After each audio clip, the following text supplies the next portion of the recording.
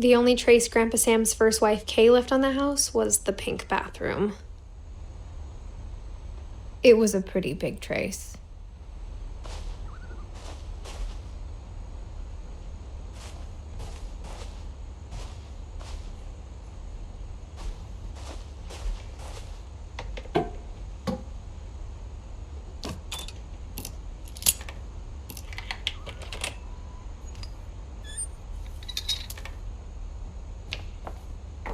There's a secret in this bathroom.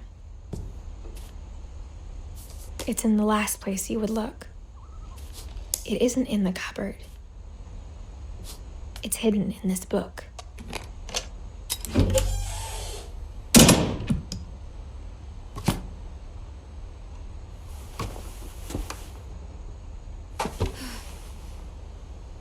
Sven gave Sam an old camera he'd refurbished. He never put it down.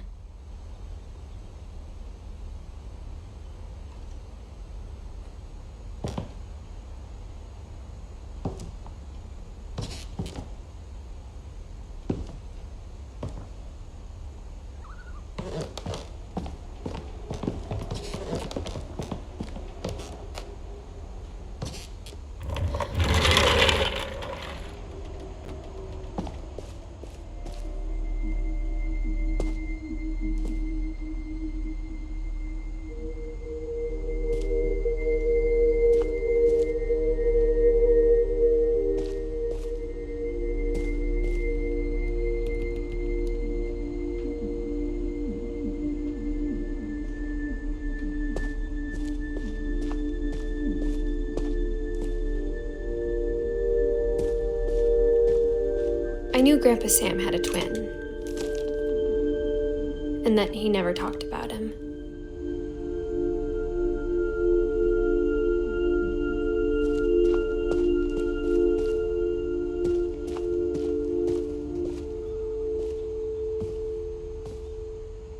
I guess my grandpa didn't like history any more than my mom did.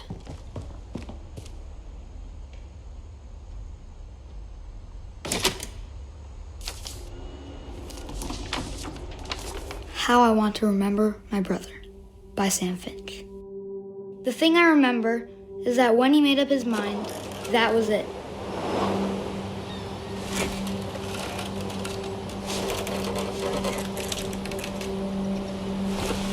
My brother said he'd die before he ate another mushroom, and he did. At Barbara's funeral, we swore we'd never be afraid again, and he wasn't. I think Calvin always wanted to fly.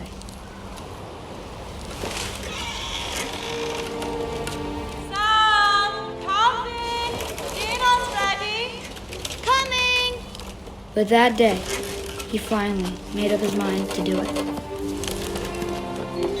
I told him going around was impossible. Maybe if I hadn't said that,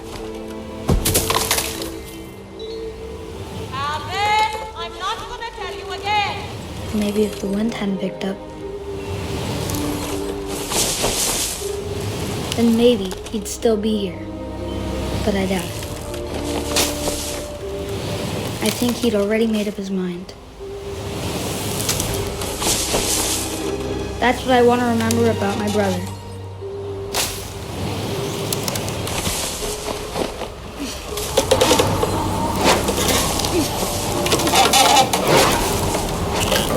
The day he made up his mind to fly.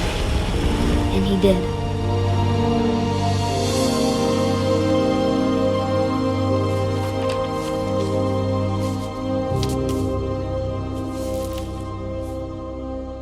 Calvin's story felt strangely familiar. When I was younger, I remember trying to do the exact same thing.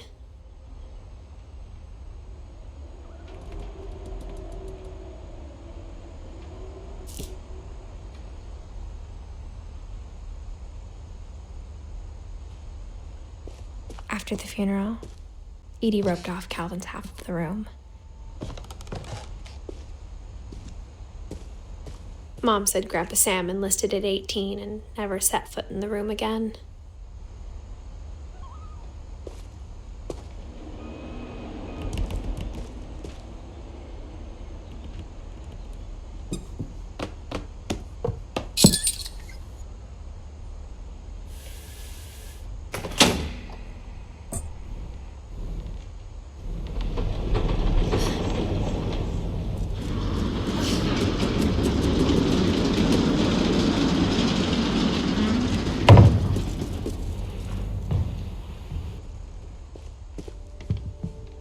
passages were a pretty tight fit. They'd obviously been built for smaller hands and bellies.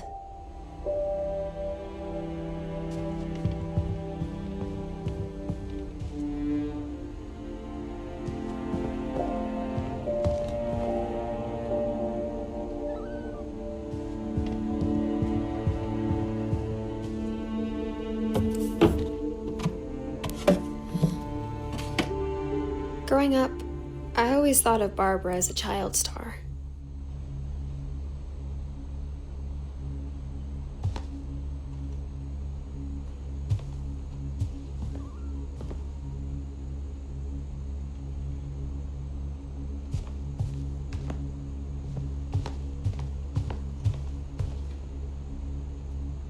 I never thought about how hard it must have been for her afterwards.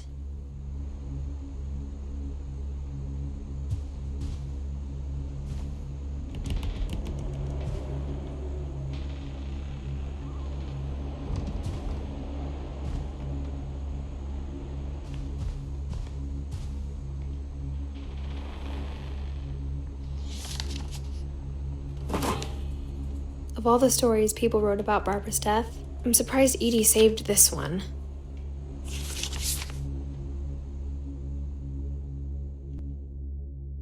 Old Jack here with another ghastly tale inspired by America's most unfortunate family. I'm calling it The Surprise Ending of Barbara Finch. As a child star, Barbara was famous for her scream. Now at 16, she was all washed up, a has-been. But in a lucky break, she'd been asked to perform her signature scream at a local convention for monster movie fans. It was just the boost her career needed. Unfortunately, her scream hadn't aged well. Getting better. I think you just need the right motivation. Her biggest fan and current boyfriend, Rick, was about to demonstrate when... Now that was a great scream. It was Barbara's father, Sven. He'd slipped into a table saw and had to be rushed to the emergency room. So Barbara got stuck babysitting her youngest brother, Walter. Her convention comeback was canceled. Okay, I'm hearing frustration, but I'm not hearing terror. What if I tried... A gang of hoodlums in Halloween masks have been terrorizing Orcas Island tonight. Police are urging residents to... That came from the basement. You're right! Also, I loved your delivery on that. Why is your basement door locked? Because my dad likes making puzzles and secret passages. There's a key hidden in the music box. The secret is to keep winding and winding until finally the key pops out. Thanks, babe. I'll be back in a sec. 20 minutes later, Rick hadn't returned. So Barbara went to look for him, right on cue. She reached for the music box. And as she wound the key, she listened for Rick, but the house was silent.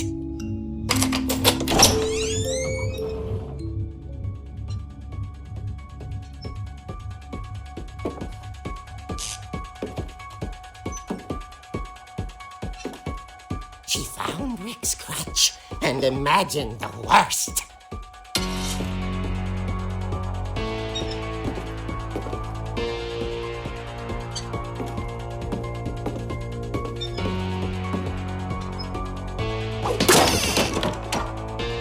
The gang's leader is the infamous Hookman killer, Dr. Carl Hamill, who impaled and then ate his family 10 years ago tonight.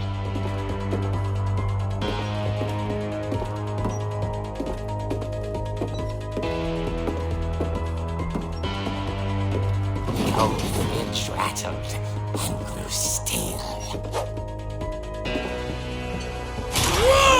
Oh dear!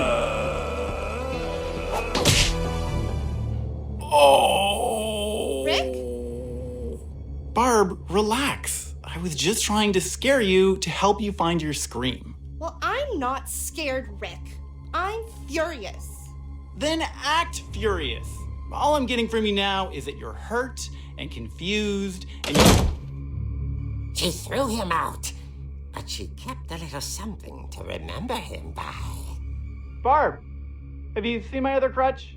And she was still holding it when she fell asleep watching the late picture show. Hours later... Barbara! Walter, what's going on up there? Ah! Okay, I'm coming up, but if this is a trick, you're dead, Walter.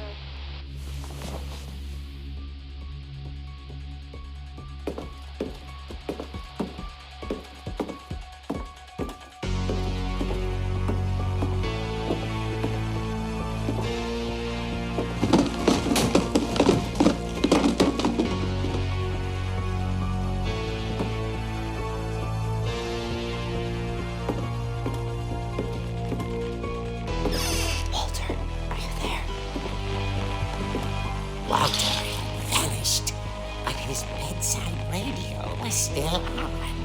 Orcas Island police describe the man as 6 feet tall, with a steel hook for a hand. Residents are urged to lock all doors and windows and notify the police of any suspicious activity. Barbara turned, saw the hook man, and was speechless. He was quite smashing. And he realized he couldn't get enough of Barbara. Okay, Barbara, there's gotta be another way out of here.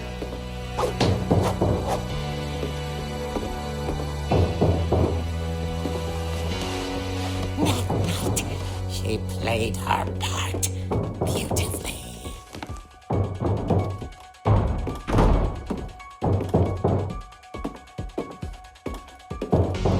Molly's door hadn't been opened in years. The hinges groaned.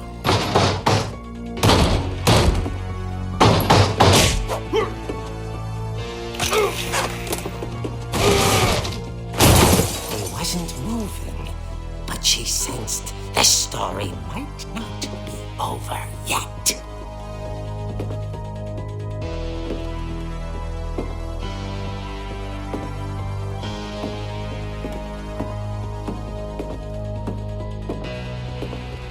The hookman had vanished. She listened for his breathing, but all she heard was...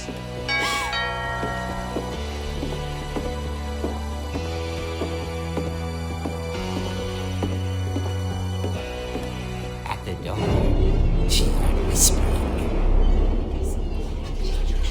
It was coming from inside the house.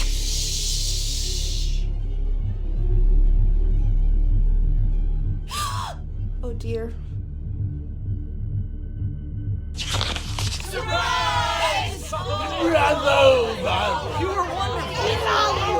monsters had come to surprise her. For Barbara, it was a dream come true.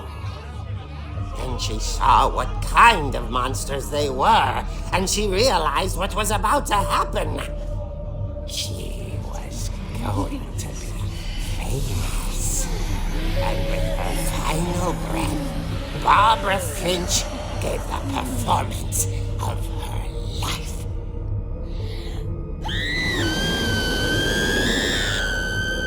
I wasn't there myself, but I hear Barbara was magnificent. Poor girl. She had a taste for stardom. But unfortunately, so did her fans. Of course, the police blamed it all on poor Rick, who disappeared the same night. And little Walter? Hiding under his bed the whole time. He took it all pretty hard, but that's another story. As for Barbara, tucked inside the music box is all they ever found of her. Her ear. Now that's what I call a real eerie tale.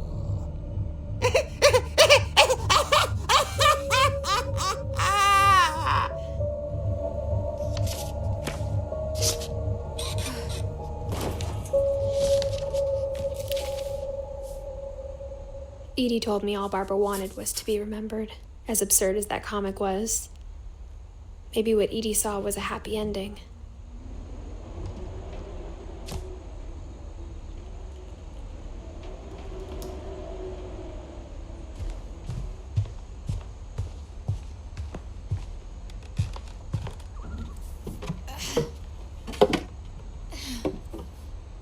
I guess now I know why Mom didn't like me playing with the music box.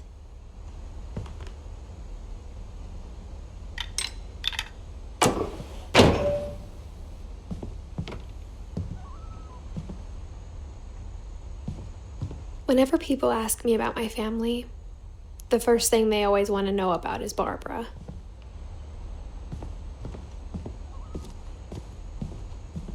Edie's father, Odin, built the original house.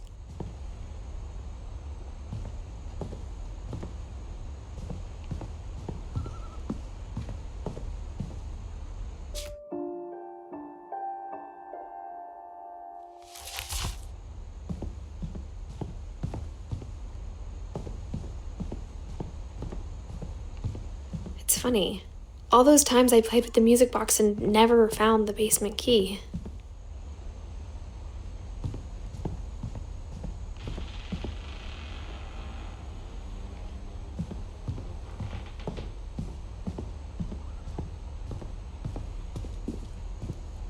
Mom must have locked the third floor stairs on the night we left.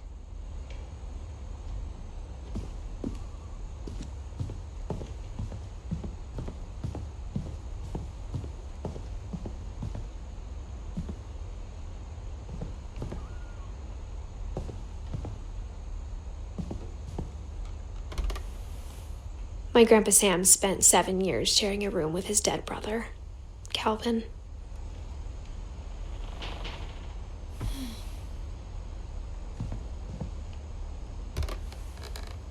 The last time I was in Edith Sr.'s room, I was 10 and she was painting my portrait.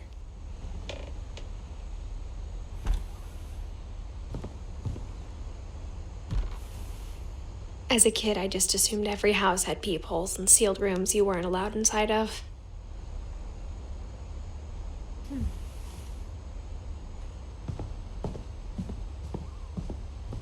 I wonder if that comic was right about there being a key inside the music box near the basement.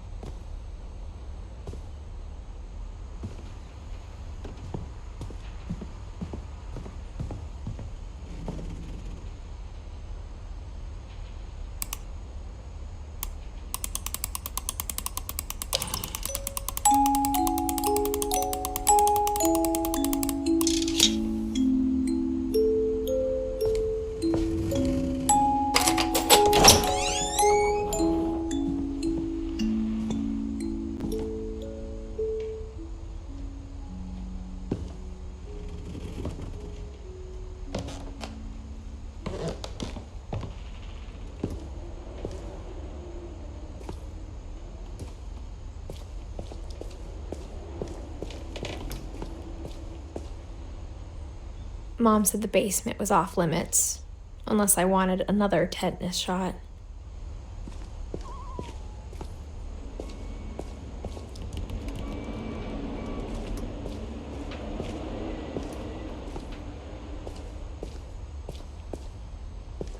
I saw Edie sneak down to the basement once, carrying packages. I thought maybe she was hiding presents.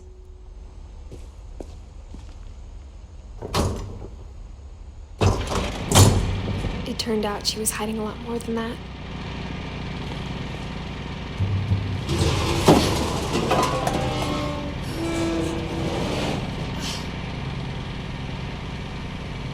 I remember asking Mom once about where Walter had gone. She said after Barbara died, he got as far away as he could. If there's a pattern in all these stories, I think it's that none of us has gotten very far.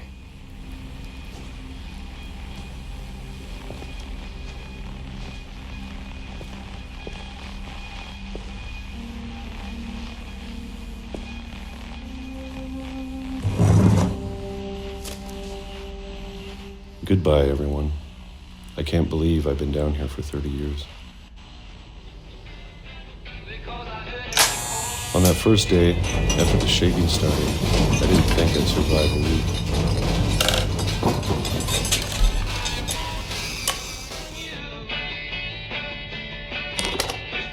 But after a few days, I settled into a routine.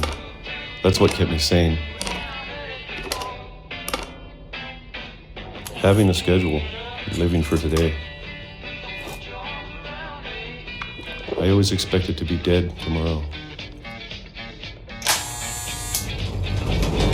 But if you wait long enough, you get used to anything.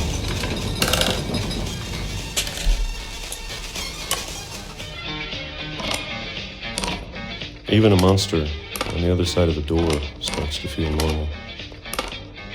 Almost friendly.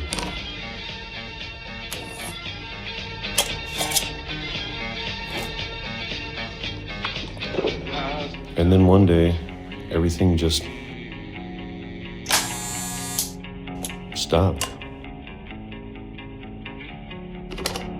Whatever that thing was, it was gone.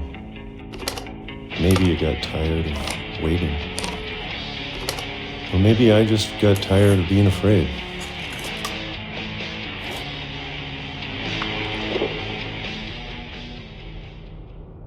It's been a week now, the longest in 30 years. I'm done waiting. I have to leave while I still can.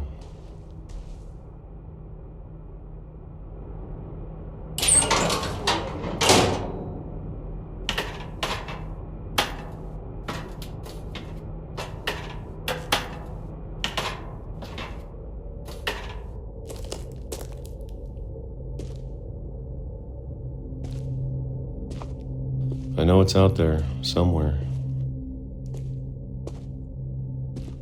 Whatever killed Barbara and Molly and Calvin. Maybe this is all a mistake. But I need to stop living the same day, even if it kills me.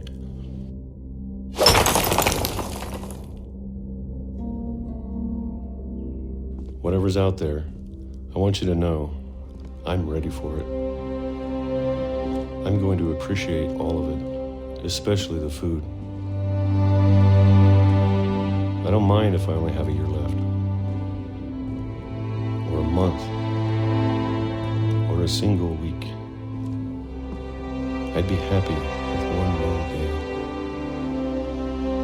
I can already imagine the sun on my face.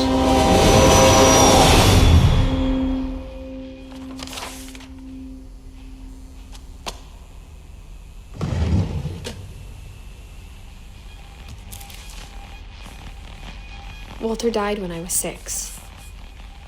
I can't believe my mom never told me he was down here.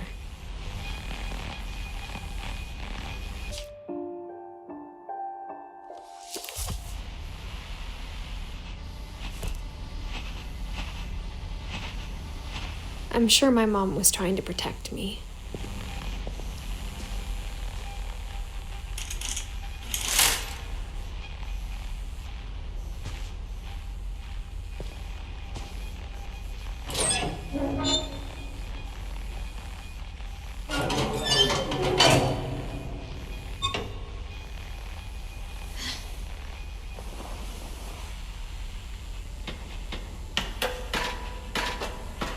Maybe she was afraid I'd end up like Walter. But if she never told me about an uncle under the house, I can only imagine what else she was hiding. I don't want to make the same mistakes she made.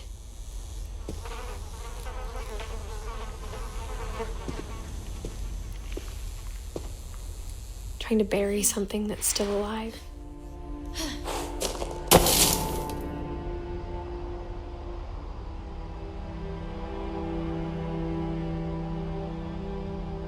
Now that there's only one of us left, or maybe 2. I thought it was time I heard the stories for myself and found out what happened to everyone else. But now I'm worried the stories themselves might be the problem. Maybe we believed so much in a family curse, we made it real.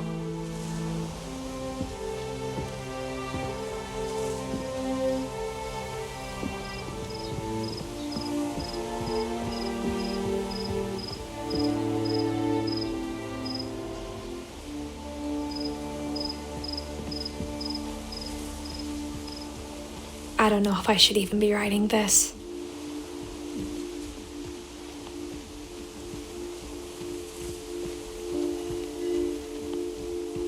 Maybe it'd be better if all this just died with me.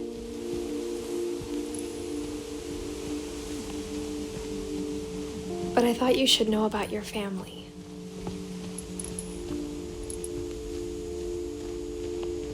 And the history you're a part of.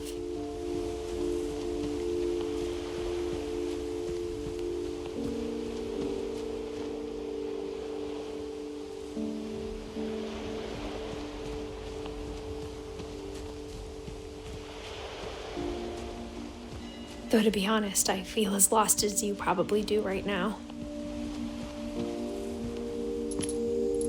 I think the people in these stories believed them, for what that's worth.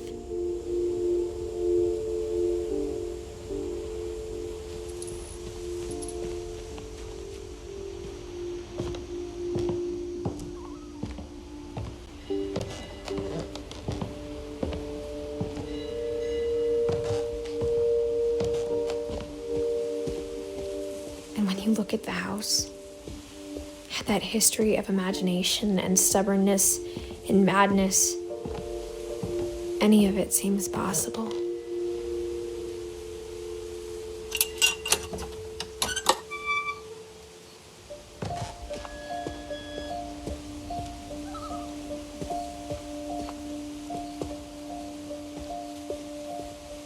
I think we've been surrounded by death for so long, we've just gotten used to it.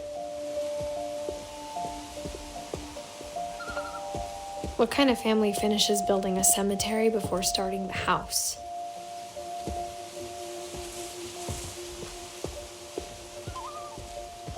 It's embarrassing for me to admit this, but the pet cemetery made me more uncomfortable than the human one.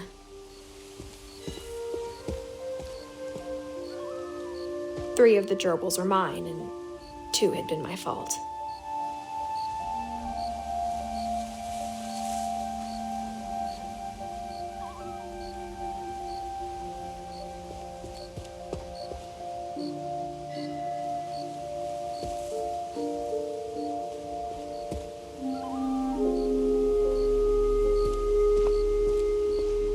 Sven built the house, but it was Edie who designed the cemetery.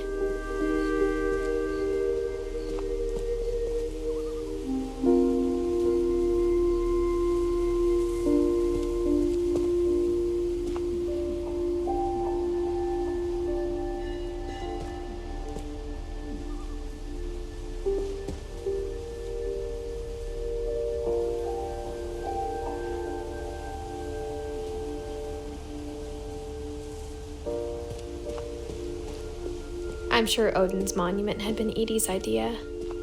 My mom was always trying to move on, but for Edie, the past never went away.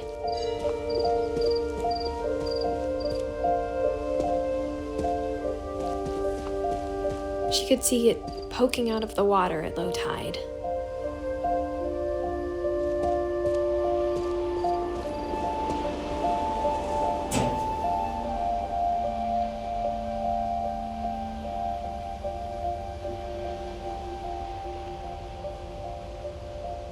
Edie said she dreamed about the old house every night.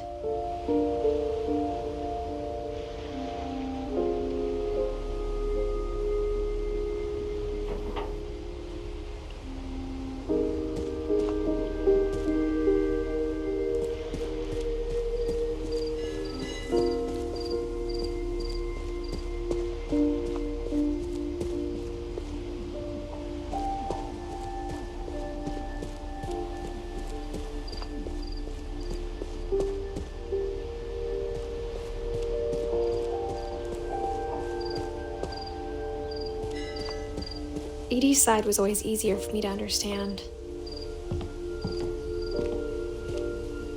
But the older I get, the more I can see where my mom was coming from. Her dad had been pretty strict, but it wasn't enough to save her brothers. She was just trying to do better.